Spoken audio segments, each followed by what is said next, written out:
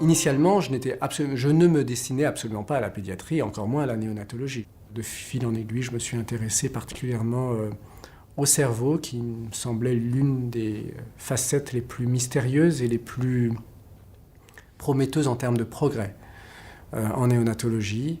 Et j'ai construit toute ma carrière de médecin, clinicien et de chercheur dans ce domaine-là. Pour les mamans qui accouchent de ces petits bébés, parfois de moins de 1000 grammes, parfois de moins de 700 grammes, eh bien, on ne se rend pas compte à quel point les conséquences neurologiques de cette naissance sont assez variables d'un enfant à l'autre et sont difficilement prévisibles.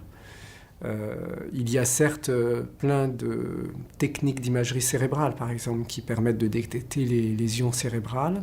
Et ces lésions de la substance blanche sont celles qui, le plus souvent, vont donner justement ces handicaps un petit peu multifacettes. Notre grand challenge, c'est d'essayer de protéger le cerveau en développement. Comment le protéger vis-à-vis de l'agression du monde extérieur, vis-à-vis d'une infection, vis-à-vis d'une inflammation.